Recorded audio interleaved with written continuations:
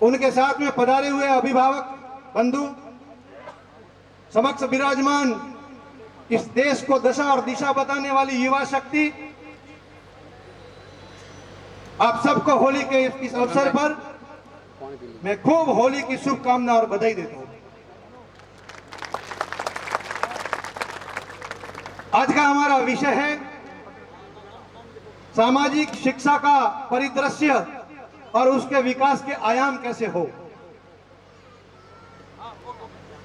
मैं इस संदर्भ में कहना चाहूंगा कि इस ऊपर वाले ने इस धरती पर जितने भी प्राणी भेजे हैं, उन सब प्राणियों में मनुष्य अपने आप में एक अलग प्राणी है। और वो अंतर यह है,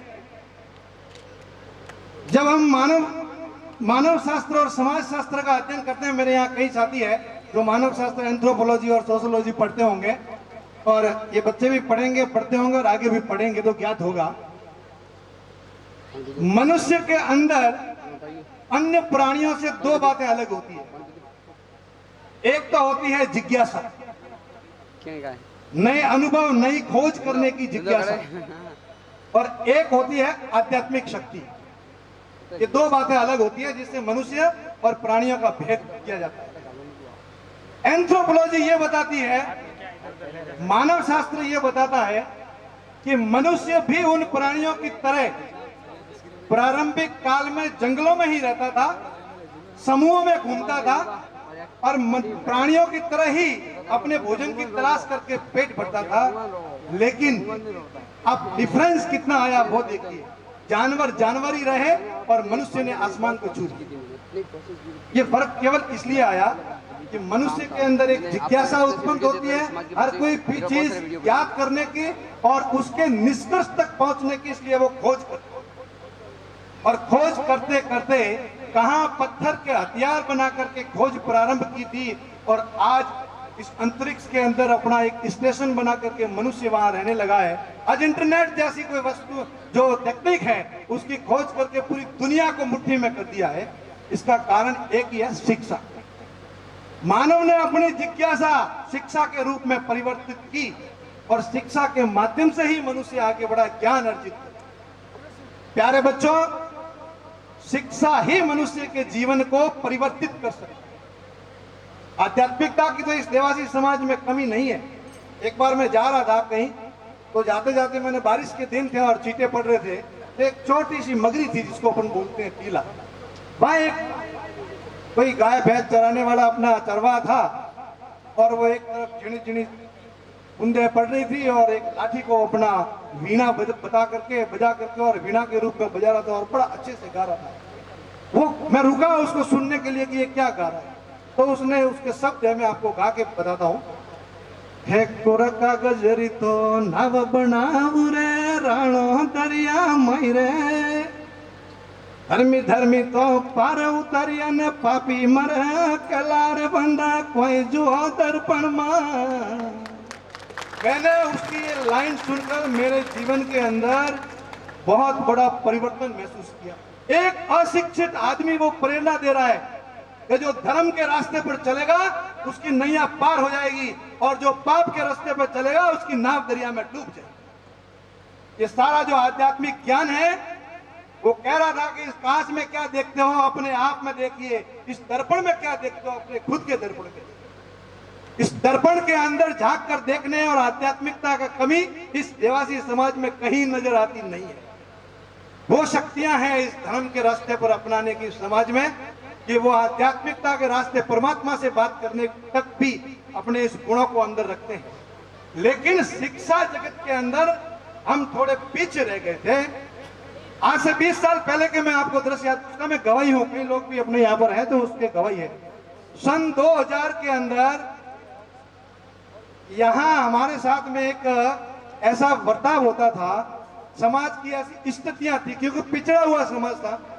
तो मैं मेरे ऊपर ही कहता हूँ, दृष्टांत देता हूँ आपको। एक बार ऐसा हुआ कि हमारे गांव में पंचों ने एक पाबंदी लगा दी कि घर में कोई टीवी नहीं रखेगा।